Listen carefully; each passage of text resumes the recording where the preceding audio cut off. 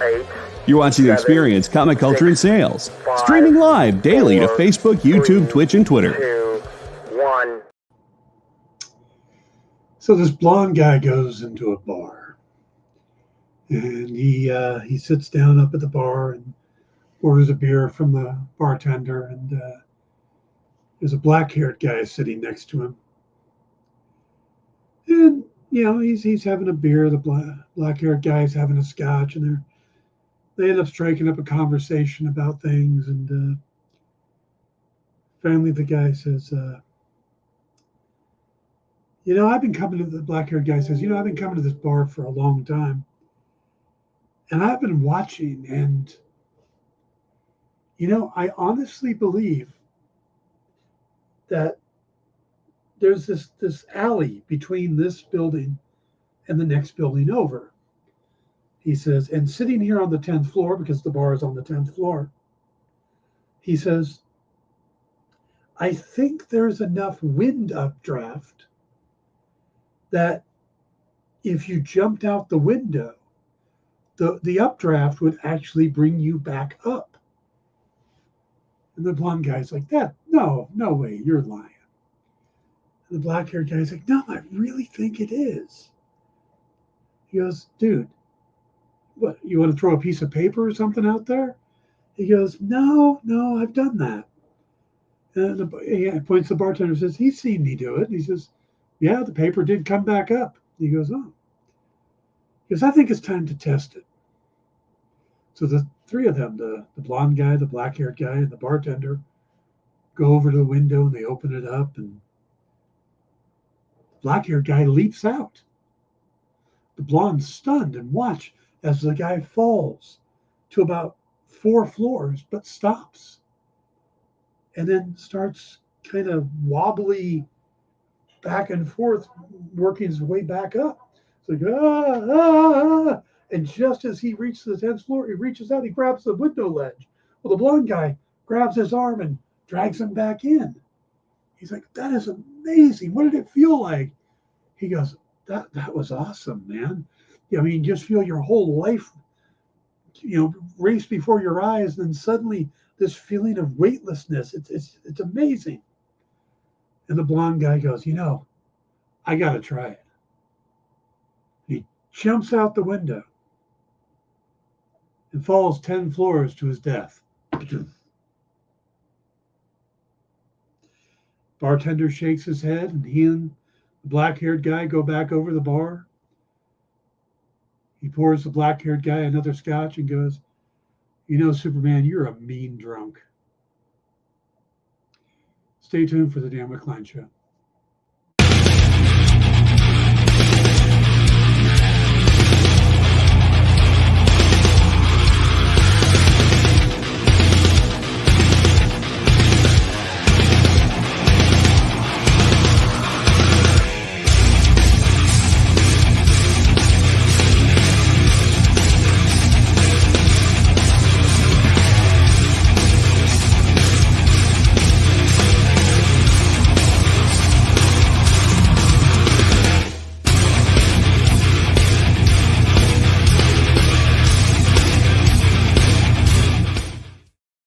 Welcome to the Dan Wickline Show here on The Experience.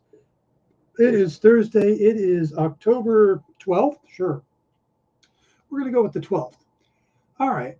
We got lots of news today, and then we are going to, if you guys seen it, James Gunn posted an image of 35 Superman comic books that have been put up on the wall in the Superman Legacy offices. So what we're going to do is we're going to take that picture and figure out what all those books are, and then try to discern if it tells us anything about the upcoming movie. But before we get into that, we got the news. So, and since we are talking Superman, we started with the Superman joke. We are going to continue with some Superman news, but this is on the sad side. Phyllis Coates, who became television's first Lois Lane when she was cast in the classic Adventures of Superman series starring George Reeves, died yesterday of natural causes at the motion picture television country house and hospital in Woodland Hills.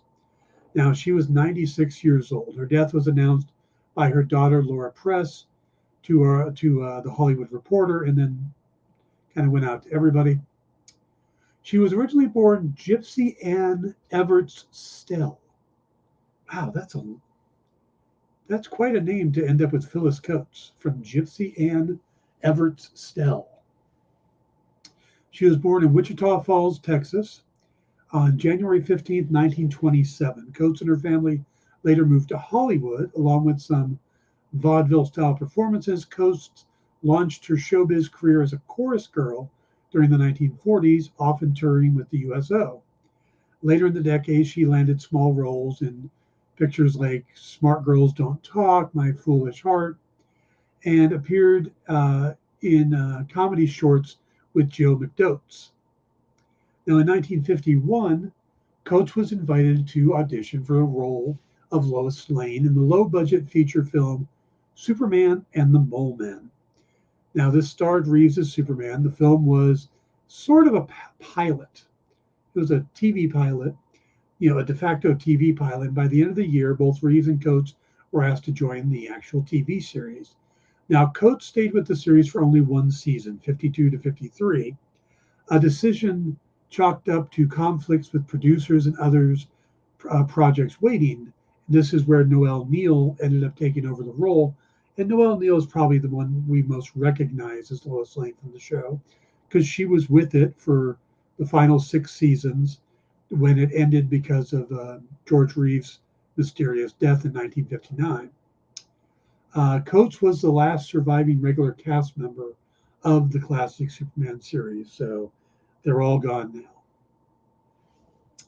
now. Staying with the obituaries, it was sad as hell yesterday to hear that veteran writer and artist Keith Giffen had passed away. His work, of course, included co-creating DC's Lobo, the Jamie Reyes version of the Blue Beetle, co-creator on Marvel's Rocket Raccoon. Now, he was 70 years old. His death was affirmed by his longtime collaborator, Paul Levitz, but the family of Giffen's family announced the death on Facebook Wednesday in the most Keith Giffen way of doing it possible. The post said, "I told them I was sick. Anything not to go to New York Comic Con. Thanks." And then it said, Keith Giffen, 1952 to 2023. And then it followed with the line, "Wah ha ha ha," which of course is the terminology that is most tied to his run on Justice League. A stroke was attributed to the cause of death.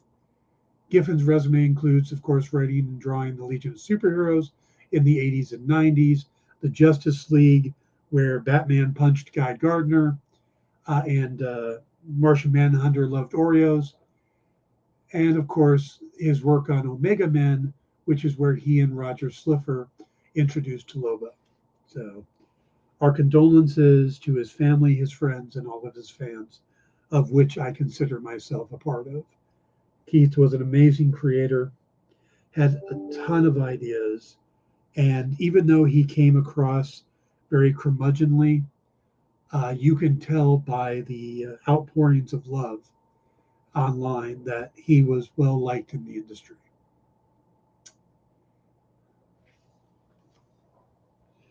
All right. Confirming a story from a few months back, James Burrows talked about the Cheers Easter egg in the final episode of Ted Lasso, and how Jason Sudeikis is the nephew and godson of George Wendt. Now, in the final episode of season 3 of Ted Lasso, the bar owning May, played by Annette Badland, straightens a photo of Geronimo exactly the same way that Sam Malone, played by Ted Danson, does in the Cheers finale. Now, that photo of Geronimo was actually originally in the trailer of Nicholas Colasanto, who played Coach Ernie Pantuso for 3 seasons on Cheers. When he passed, they wanted something of him on the set, so they moved it into that area of the bar, and it was there for that time. So the straightening of it was a nod to Nicholas Colasanto by the crew at the end of Cheers, and because well, Burroughs was James Burroughs, who was doing the publicity press tours because of the new Frasier series, said that he had gotten together with George Wendt, Ted Danson, and John Ratzenberger at ATX this year. And George talked about Jason and said that when Jason was around 9 years old, he would visit the set of Cheers a lot. And James, of course, didn't realize that, but that the straightening of the picture was both a tribute to Cheers and to Nicholas. So that does confirm that that wasn't just a random thing or a little wink and a nod. It was specifically because Jason Sudeikis basically grew up hanging out on the set of Cheers with his uncle, George Wendt. All right, moving on. Loki writer Eric Martin was talking to the New York Times, and they asked about the creative freedom he had while working on the series. Now, he said, "We're fortunate that we really have our own little sandbox here where we're able to be really creative and branch off into other directions without stepping on other projects. And some of that is by design, while some of that is just what we found along the way. In terms of actual marching orders, there have been certain points where it's like, oh, you know what? This character is being used by another project and you just have to pivot. But in terms of our drama and our story and where we're taking our characters, it really is just following them and their needs and proving them on the page. And if we can prove that, then nobody steps in and says, you need to do something different." Now, I'm curious to know what characters he wanted to use that were off limits. For some reason, and maybe this goes to the last story talking about Ted Lasso, but I could totally see Hercules popping up in the Loki series. And I think it would be awesome in such a quirky, weird show to bring in somebody like Brett Goldstein, who, of course, kind of made his name as a writer, and, of course, Roy Kent on Ted Lasso. So I think it'd be neat to bring those two together. So, all right, moving on. We've got some horror news here. After a heated bidding war, Miramax has scored the television rights to the popular Halloween franchise, which is controlled by Trancas International Films, and which is run by Malik Akkad. Now, Miramax Television has signed a wide-range deal with Trancas to develop and co-produce a Halloween TV series, which also includes a first look agreement on other television projects for the international marketplace. The new Halloween series is envisioned to potentially launch a cinematic universe spanning film and television. Miramax head of global TV, Mark Helwig, will be overseeing the franchise creatively in close collaboration with Akkad. Now, the pact marks a new chapter in Miramax and Trancas' partnership on the Halloween franchise. Trancas most recently produced successful Halloween feature trilogy for Miramax and Blumhouse, directed by David Gordon Green. So jointly controlling both the film and television rights would allow Miramax and Trancas to map out an integrated film TV universe.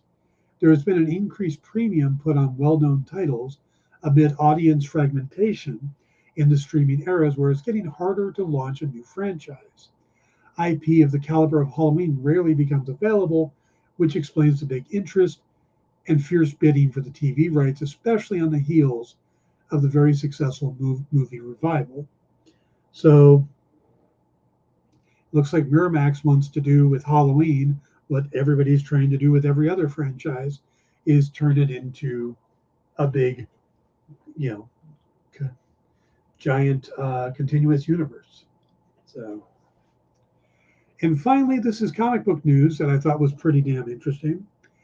Dynamite and Warner Brothers Discovery have partnered to release a range of comic books and graphic novels inspired by some of WBD's favorite franchises and characters. Now, projected to start publishing in early 2024 will be the first title, Thundercats by Declan Shalvey, launching in February. Fans can look forward to a diverse range of stories featuring top-tier writers and gorgeous art. Some of those beloved characters have never had their own comics or graphic novels before.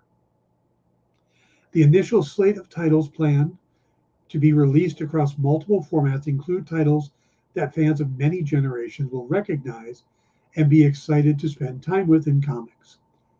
Let's see, some of those, of course, Thundercats, the Flintstones, the Powerpuff Girls, Space Ghost, Johnny Quest, the Wizard of Oz, We Bare Bears, and there's more to come after that, but those are just the ones they're talking about now, which makes it really interesting because this means that Dynamite has concurrently,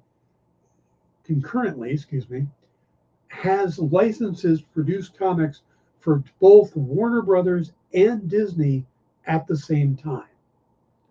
So, and no one's done that before. IDW had something like it when they were doing reprints, but this is the first time somebody's creating new comics for both Warner Brothers and Disney at the same time.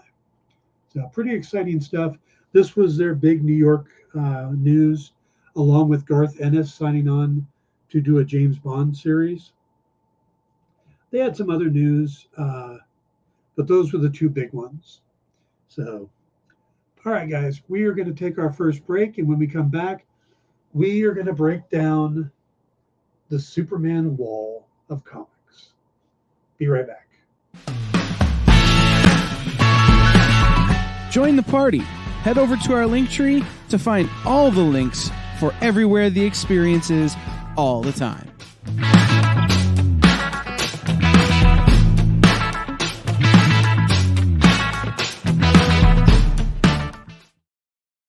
To be continued. 3 little words that hold the secret to the next great story. 3 words that will thrill you, confound you, give life to new possibilities.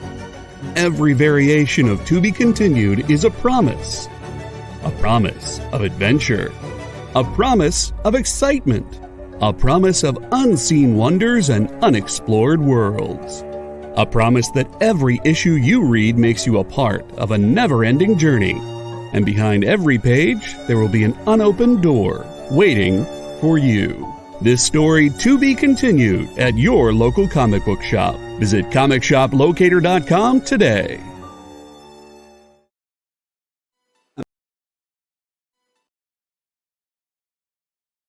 Imagine being at a convention and going to an interview panel that's just for you. No bustling crowds, no hours-long lines, just you, the moderator, and your favorite comic book creators. Well, this is pretty much that. Miss Jen sits down every week with 2 comic book creators for a live stream interview about their latest work, and you can ask them whatever you want. It's Talking Shop, Mondays at 5 Eastern on The Experience, Comic Culture and Sales. Programming on the EXP is made possible by viewers like you, or your local comic shop, or that Kickstarter you backed, or the publisher you like, or comic industry professionals who want to share a message with the world. Really, anyone who wants to advertise with us can. If you're interested in seeing a product you know and love, or are creating, or are publishing, or are involved with, advertised here on The Experience, and having your message shared with our viewers, please reach out by scanning the QR code below or visiting our website and using the contact form.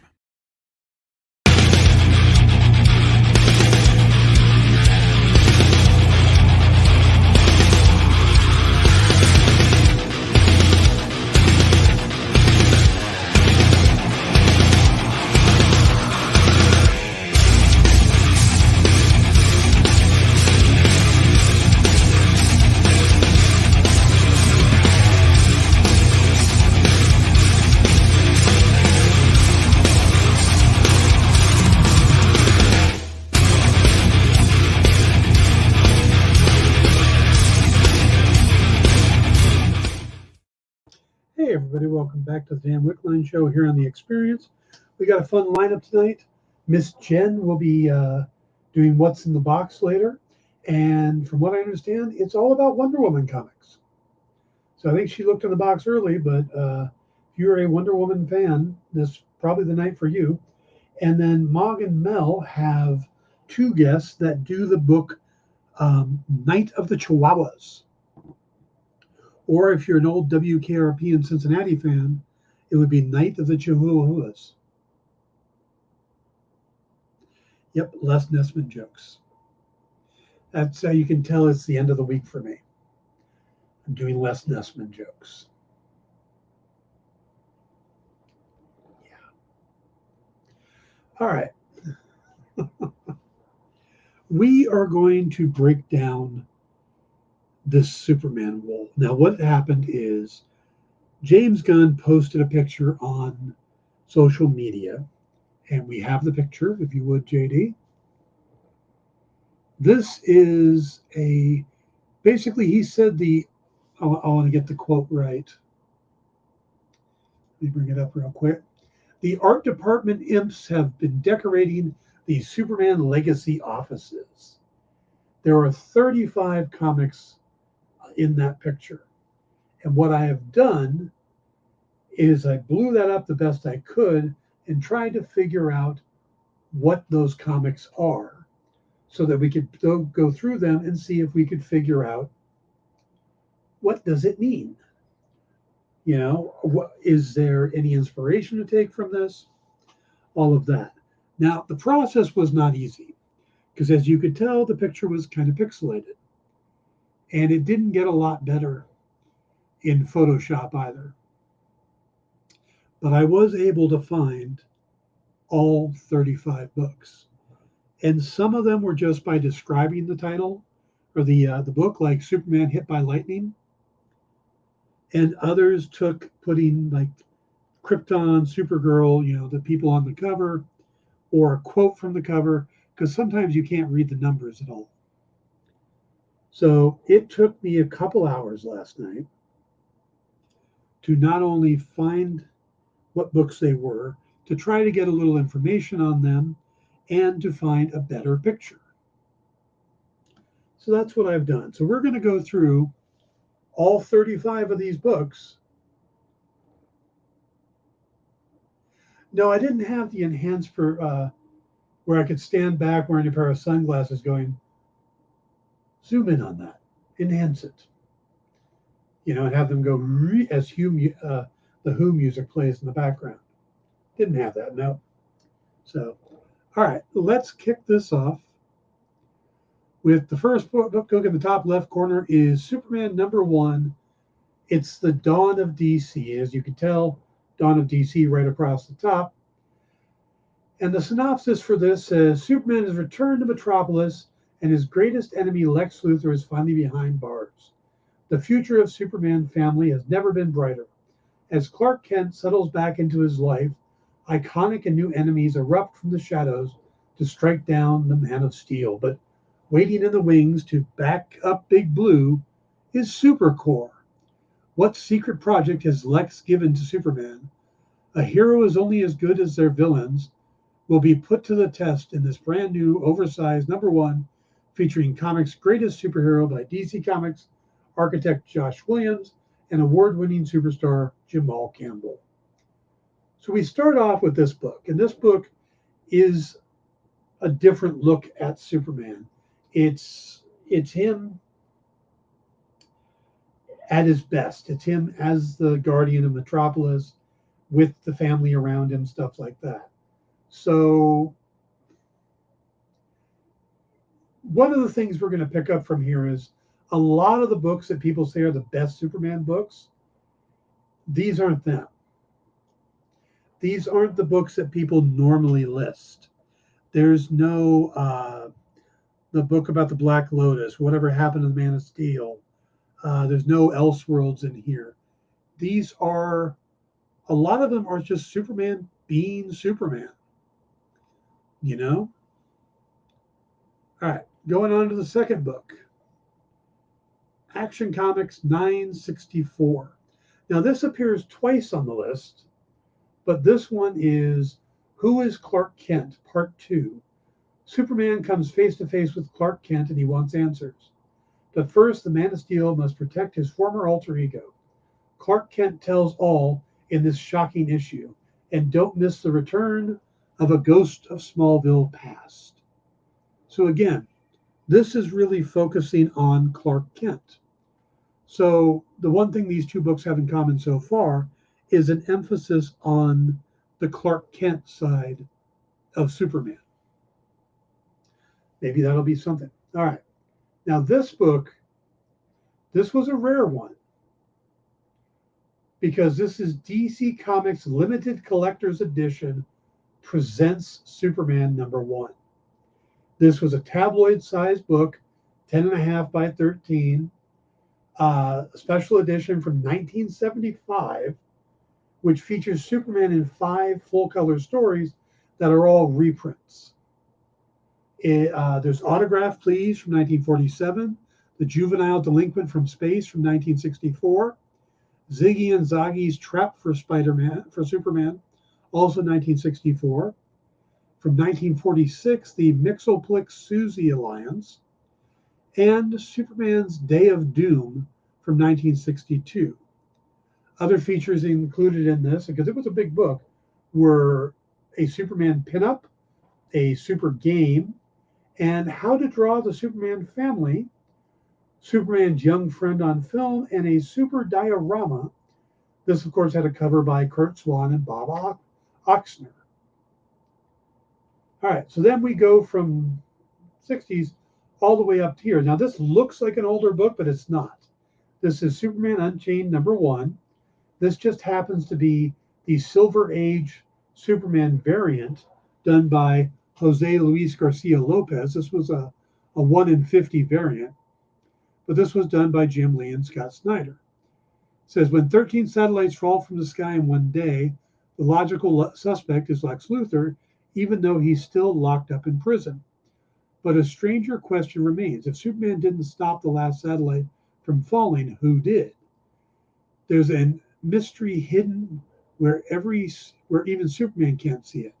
Can the Man of Steel drag a decades-old secret into the light? Don't miss this debut of this red-hot new series, blah, blah, blah. So, again, there seems to be more focus on Superman, and Lex Luthor is technically out of the picture. He's in prison here. He's in prison in another book. So maybe Lex Luthor is not going to be the big bad, which I would love because we've done Lex too many times. All right, moving on. Now, this is Superman #32 from 1945. This one I literally had to look up with the term Superman and It Tickles before I could find it. The cover is done by Wayne Boring, which is one of the best names in comic books after Dick Sprang. Superman's Search for Clark Kent. Script by Alvin Schwartz. Pencils by Ed Dobrotka. Inks by George Russo. Superman agrees to undergo the powerful rays of a machine designed to study brain tissue. That's just one of the stories. Crime on Skis. Scripted by Bill Finger. Pencils by Ed Dobrotka. Inks by George Russo. Superman, in the guise of Clark Kent, travels with Lois to Ski Valley, which is being threatened by a death bird, a half-man, half-bird creature of Indian lore.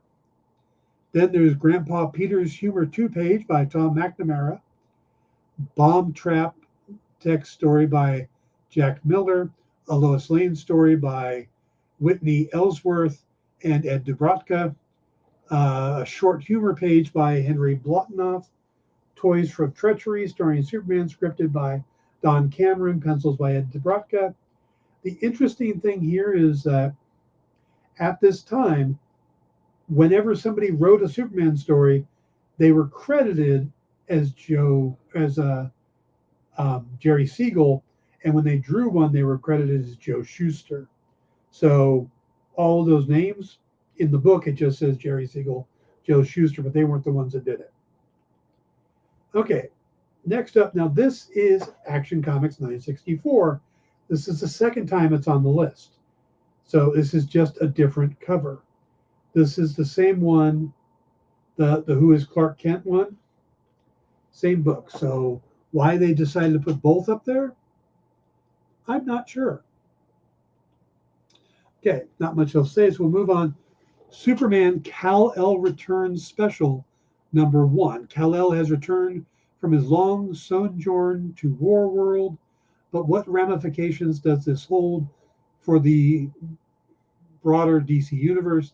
In this special issue, we spotlight Kal-El's reunion with the Dark Knight, with Jimmy Olsen, the Justice League, and Lex Luthor, plus witness the never-before-revealed look at the moments leading to Superman's abduction by Pariah in the Dark Crisis event. This was a lead-up into Action Comics 1050. So, again, this is Superman returning and kind of reestablishing his life. So that's the only theme I'm getting so far in these books, is that they focus on Superman and Clark Kent and his relationships and stuff, and less about big bads, who the villains are and stuff like that. Okay, that finishes up the first row of 5. We're going to move on to row 2. This is Superman number 57, stories by Ed Hamilton and Wayne Boring. And this includes The Menace of the Machine, Every Man is a Superman, and The Son of Superman, which is a really interesting one to include in here because it has to be an Earth 1 story, as it refers to his time as Superboy, which doesn't happen on Earth 2. And the Superman Batman stuff that we know nowadays, even though they flipped it, were Earth 2 back then. Earth 1 was Jay Garrick and Alan Scott, stuff like that, where Earth 2 was Hal Jordan and Barry Allen. So even though they've flipped it since then, that story was, from the other Earth. So it's interesting they included it. Moving on to Action Comics number 961. This is the B cover. DC Universe Rebirth tie-in, Men of Steel, part 5 of 6, written by Dan Jurgens, art and cover by Steven Segovia and Art Taber. The deadly intergalactic remnants loom over Superman as he fights to protect Lex Luthor, but can the Man of Steel prove his greatest adversary deserves a fair trial, or will Superman be forced to become judge, jury, and executioner? So again, Lex is in this, but he's not necessarily the bad guy. So they're making some pretty interesting connections here. And yeah, it's totally possible that somebody just went out, picked up a bunch of Superman comics and put them up on the wall, but it's just such a bizarre collection of them. So, all right, moving on. We have Action Comics 591. When a confused Superman attempts to follow Superboy in the Legion of Superheroes into the time stream, he gets transported to a Smallville of the past, but the town isn't quite how he remembers it. So this is kind of an interesting one because I think we have Superboy from a different Earth showing up in our Earth, and Superman sees him and tries to follow him, ends up in a completely different Smallville of the past. So that's definitely crossing time streams and dimensions, and yeah. Cool cover, though. All right, moving on. Now, this is kind of an interesting one. This is Superman number 32. This is the Pride Month cover. And this has got The One Who Fell, Part 2. Thought to have been defeated long ago by Superman and his allies, the ancient Shadow Breed have returned in a horrifying new form, and Superman's oldest ally has been assimilated into their ranks. As John and the besieged new Fakramite leader search for the key that will help them defeat the creatures, Superman returns to the site of his first historic victory over the Shadow Breed in an attempt to warn the Fakramites of the incoming threat. But Superman's old allies keep terrible secrets from him, and both he and John are more vulnerable against the shadow breed than they know. And the backup story, Jimmy Olsen plans to build a backup squad to help out his pal Superman. Looks like it's already falling apart when two of its members, Loose Cannon and Gangbuster, would rather fight than be friends. So this was from Philip Kennedy Johnson and Scott Godlewski. So this is interesting because this is the one that has John Kent in it. And I believe this is the only one that features his son. This is probably one of the newer books on the wall. So, okay, moving on to an older book, Superman 61. Now, this one has a cover that a lot of people have seen, but it's the origin of Superman retold, contains the origin of green kryptonite. This is the first kryptonite story. So the fact that it's included means we might get kryptonite in the movie. Superman returns to Krypton and sees his parents for the first time since infancy and discovers that he is not from Earth. So there was a lot in this. This was written by Willem Woolfolk and drawn by Al Pastino. So this was kind of a game-changing book. So, okay, and then completely unconnected, Supergirl Woman of Tomorrow #1. Now we know that they plan on doing a Supergirl Woman of Tomorrow series, a movie. So that may be why it's up on the wall. But this is written by Tom King, art and cover by Bilquis Evely. Kara Zor-El has seen some epic adventures over the years, but finds her life without meaning or purpose. Here she is, a young woman who saw her planet destroyed and was sent to Earth to protect a baby cousin who ended up not needing her. What was it all for? Wherever she goes, people only see her through the lens of Superman's fame. Just when Supergirl thinks she's had enough, everything changes. An alien girl seeks her out for a vicious mission. Her world has been destroyed, and the bad guys responsible are still out there. She wants revenge, and if Supergirl doesn't help her, she'll do it herself, whatever the cost. Now, as a Kryptonian, a dog, and an angry, heartbroken child head out into space on a journey that will shake them to their very core. So Krypton's in this, or Crypto is in this. So that's kind of interesting. I don't know how this is going to play with the current Superman, but I'm kind of curious to see how this, fits in with what they're doing with Superman. All right, and then we have Superman #7, old book. In an issue of the series with a cover date from December 1940, it includes stories The Three Kingpins of Crime, The Gay City Plague. Pretty sure they wouldn't be able to publish that title now. Burt Runyon's Campaign, and The Black Gang. Probably also a questionable title that's being done outside of 1940. I couldn't find much else about this issue. But all right, that finishes row 2. Moving on to row 3, we got to probably pick up the pace here a little bit more. We have Superman #1. Now, this is an interesting choice because this is a rare cover. This is a Joshua Middleton cover from Jetpack Comics from 2018. Now, this is a bold new chapter for the greatest superhero of all time. Begins here as superstar team of writer Brian Michael Bendis and artist Ivan Rice began their run on the all-new Superman. The fallout from the Man of Steel miniseries has Clark Kent looking at the world through new eyes, with new ideas about what Superman could and should do for the city of Metropolis and the planet Earth. His first job, getting the planet back out of the Phantom Zone. Earth was in the Phantom Zone? Or the Daily Planet was in the Phantom Zone? There's a big difference there. Then we go on to Superman #14, another variant edition cover, but I think it's because this is Crypto and Supergirl, and there's a frickin' fire hydrant on it. And this is Lex Luthor is back in Metropolis. He's ready to wreak havoc. First, stop the most dangerous woman in the DC universe, Lois Lane. Alone, her family is a galaxy away. Will Lois be tempted by Apex Lex's offer? What does Lex have that this reporter can't turn away from? Don't miss the shocking new twist in the Superman mythos.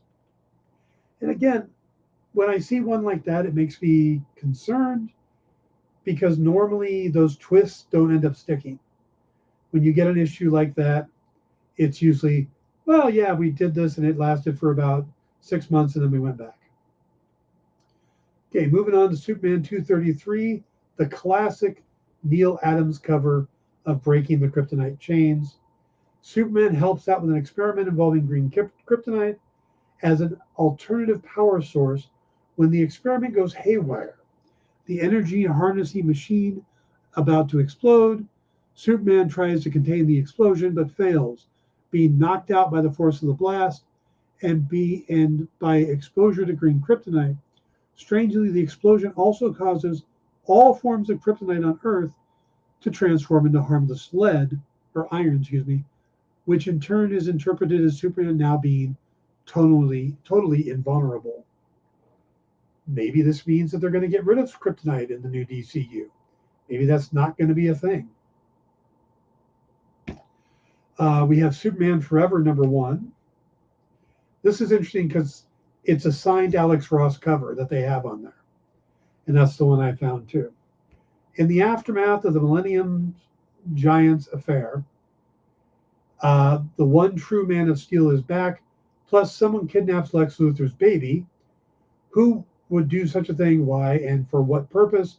Don't miss the character-defining story brought to you by some of the biggest names in the industry, including Carl Kessel and Louise Simonson. See, I'm getting a lot of interesting Lex Luthor vibes in that none of them is he just being a pure villain. He's either not involved or he's involved in a way that makes him on the good guy's side. So we have Action Comics 419. This was one of the harder ones to track down. Superman becomes the most dangerous man on Earth and the first appearance of the Human Target. Now, the fact it's the first appearance of the Human Target is great, but I don't think that has anything to do with the thing.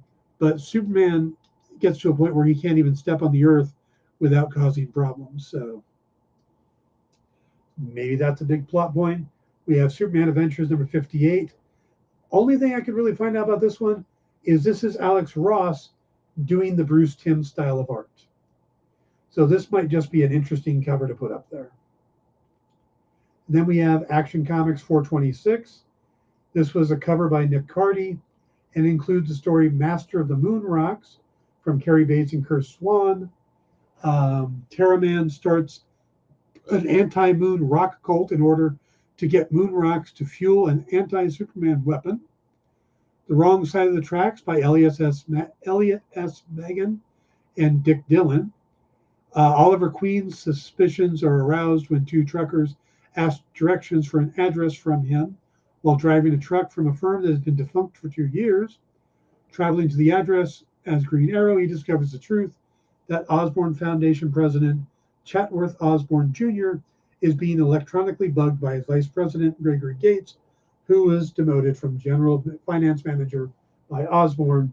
Diana Lance / Black Canary appears.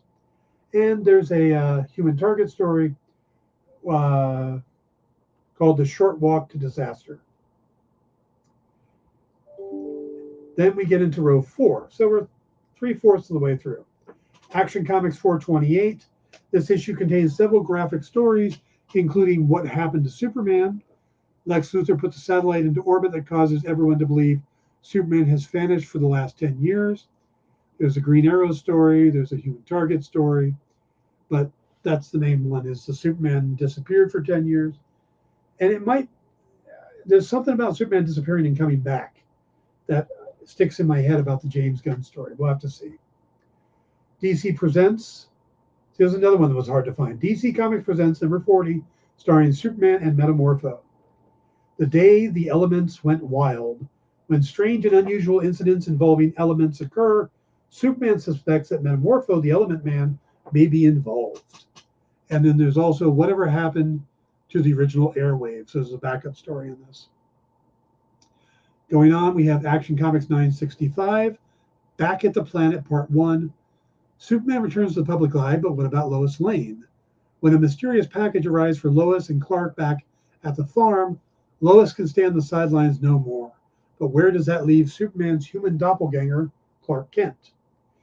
I don't know what the story was going on this time, but this sounds like it's a big Lois Lane story. And I have a feeling that Gunn is going to use Lois Lane a lot. So, moving on. Superman 51. Now, this is a Supergirl variant by Adam Hughes. Superman has come to the grim realization that he's dying. His exposure to the fire pits of Apocalypse, the Argus, Kryptonite Vault, and Rouse energies have all caused irreparable damage to his cellular structure. Angry he will not be able to protect the world on his own or with the League, Superman comes to see the statues of Jonathan and Martha he placed alongside those of Jor-El and Lara, first of the final days of Superman's story arc. Again, focusing on Superman and Clark Kent. Action Comics number 19. This includes Superman and the Purple Plague, the train robbery, the boot, the Ivory Safari, the zombies, Murder in the Air, and the Gorilla King. They put a lot of stories in that one. Then we get Action Comics 266. This includes the stories Captives of the Amazon and The World's Mightiest Cat. It's a cat story. I don't think we need a cat story. Moving on, Action Comics 977. Now, this was another hard one to find because I couldn't see the number and it was just not a lot to work on, but I did find it. The New World Part 1. Superman managed to drive Mr. Mxyzptlk back with the help of his wife and son, but the world history has changed as a result of the battle. Clark finds himself working on his desk in the Daily Planet. After finishing his article, he says he and Lois say goodbye to Perry, who is apparently their son's godfather now. So he's got to see what the fallout is of the changes that they made. Interesting. And it's got Jonathan in it. So then we move finally into row 5. The final row starts with Superman 18. With Superman's family scattered across the galaxy, our hero must confront some of his greatest concerns about himself, his place in the galaxy. So this again sounds kind of like what Gunn is doing, is focusing on Superman and Clark Kent and what he wants to do with all that. Triple B, we covered the Halloween story earlier, but that is big news, and it should be interesting to see how they're going to piece all that together. Okay, next up is The Adventures of Superman number 424, and I just love this cover. It's a classic. But this, the main notable thing about this issue is that it was Superman up until this point. Then they turned it into The Adventures of Superman at 424, and it stayed this way until April of 2006, with issue 650 going back to just being Superman. So it doesn't seem to be much about the story here, just that moment. So maybe they just like that cover. Then we have Action Comics 872, New Krypton Part 7. As Superman attempts to free the other cities and abductees from Brainiac's ship, including the original monster military unit, the Creature Commandos, Lex Luthor experiments on Brainiac himself. Meanwhile, rebuilt and out for blood, the Tallow and Reactron attack, and a major turning point for one of our characters sheds a dark shadow across all that is good. All right, just a couple left. Superman Pals Jimmy Olsen number 102. This is the only Jimmy Olsen that shows up on this list. Superman's greatest double cross is in this. Jimmy is locked away because he believes in something as crazy as Clark Kent being Superman. It was a post-hypnotic suggestion that Jimmy believed to be false, but it went too far. Too bad. Only the bad guys believe Jimmy and go after Clark. All this because Clark was out scooping Jimmy for stories for the Daily Planet. Another story, Jimmy becomes a target after testifying, so he goes undercover as Jeff Ogden and goes to Stanhope College, which is out of town. It so happens Linda Danvers is attending, and she recognizes him. The gang that Jimmy testified against find out where he's at and try to eliminate him. Can Supergirl save Jimmy without blowing her secret identity or ruining Jeff Ogden's reputation, especially with the girls? So anyways, Jeff Ogden is a name of a offensive lineman. All right. We've got Superman number 125. This includes Lois Lane's super dream, Clark Kent's college days, and Superman's new power. Now, the interesting thing is Lois's dream is that she really has superpowers and that she is a costume adventurer named Power Girl who quickly recovers from her injuries and goes into action, helping Superman fix a bridge. When her dream version of Clark Kent is injured, she gives him a blood transfusion, which causes him to gain superpowers as well, and she convinces the meek Kent to become her partner, Power Man. Now, the interesting thing is this story takes place 18 years before DC would actually introduce the character of Power Girl that we know today. Lois's costume was nothing like the Power Girl's one. It was a yellow dress with green trim and a green P on her chest. All right, we're getting near the end here, folks. We got 2 left. Superman number 407. Mr. Mxyzptlk causes Superman's powers to drain into Jimmy Olsen, Perry White, and Lois Lane. Jerry and Carla Conway penned the story. So basically, this is Superman losing his power and Lois gaining, well, Lois, Jimmy, and Perry. And then finally, Action Comics number 959, Path to Doom, Chapter 3. Clark Kent gets caught in the crossfire as Doomsday crashes through the streets of Metropolis. As Lois struggles to keep young Jonathan out of the path of destruction, can former enemies Superman and Lex Luthor stop the monster that once destroyed the city and killed the Man of Steel, or does Luthor have other plans? All right, that is all 35 comics. And I got to tell you that they're very vague, it's very random, but the highlights that I pick up out of this: Lex Luthor not necessarily in the bad guy role. Lex and Superman having to work together. So in some of them, he's in prison. In others, he's the victim, or that he has to work with Superman. A lot of stuff with Lois Lane. A few things with their son. But a lot of it is Superman coming to terms with his place on Earth, his place in humanity, with him not being from this planet. So if I was going to take anything from this, is I think this story is going to focus a lot on Clark Kent and Superman, their roles in society, and how they fit. It's going to bring in Lois. If it brings in Lex, it's going to be in a different way. So I don't think Lex may not be the big bad. Canadian Survivalist says, found like 10 of them. Cool. So I think what we're going to do is get a very character-driven story with some big action. And that makes sense with the way Gunn does his movies. You know, there was character stuff in the Suicide Squad. There was definitely character arcs and stuff in Guardians of the Galaxy. So to me, I think we're going to get a focus on who Superman is, how he sees himself, how humanity sees him, and then the supporting cast around him. So at least that's what I take away from it, because there are no big villains. I mean, there's a mention of Doomsday in 1. That's about it. Brainiac is in 1. There's no consistency of, oh, here's all the Brainiac stories, or here's all the Lex Luthor stories. These aren't the best Lex Luthor stories. And these aren't the Superman stories that people call out when you say, what are the best Superman stories? Because I did that not long ago, and I don't think any of these showed up on that list. I think these are the stories that focus on, like I said, who Superman is.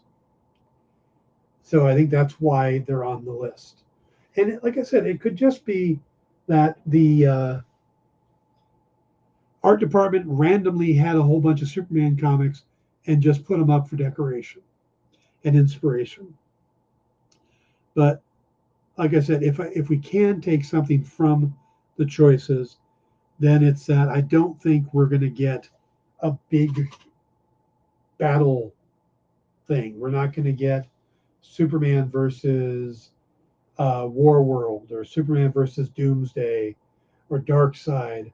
It's going to be, yeah, there's a few Mr. Mxyzptlk's in here too, which I think is interesting. Oh, wouldn't that be fascinating if he did kind of a Superman, this is your life, Mr. Mxyzptlk story? It would seem weird to go that route, but it could work because we all know who Superman is. So playing that route and not doing the origin story, not focused on that, just focus on, doing a twist on the Superman story, that could be interesting. Wouldn't be expected.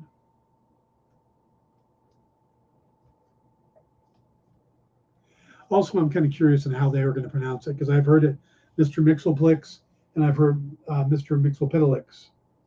So, all right, guys, we're not doing our last break because we ran long, but there were 35 titles to go through. So we're going to end it there. Remember, What's in the Box has a whole bunch of old Wonder Woman comics that they're going to be doing. Triple B, I am doing a lot better. My energy's back up. The initial wounds that I've been dealing with are getting better, but slowly. So I am feeling better. I won't say 100% yet, but pretty close. So thank you for asking. I appreciate that. But yeah, so we're going to wrap that up there. We'll come back next week. We'll talk about Loki. I really do need to get the rest of Gen V caught up because I want to talk about Gen V. It's pretty interesting. And we'll see what else we get next week. Maybe it's time to do more Jack of Hearts. We shall see. All right, guys. Have a great weekend. Sunday, Pop Go the Writers with Jim. He didn't make it this last week, but he promises he'll be there this week. We'll talk Ahsoka finale. We'll talk Loki. So join us, Pop Go the Writers, on Sunday, and then back here next week. Have a great weekend. See you Tuesday. Good night, everybody. Do you remember what it was like when you were a little kid and you got a letter in the mail? Now imagine that letter was filled with information about your favorite shows, pop culture questions, links to things you're going to want to see later, and even sneak peeks at upcoming programming here on The Experience. That's what the EXP mailing list is. Every week, we send you sneak peeks, information, and all of the relevant links for all of the shows you want to see. Sign up now on our website or scan the QR code that's on your screen right now.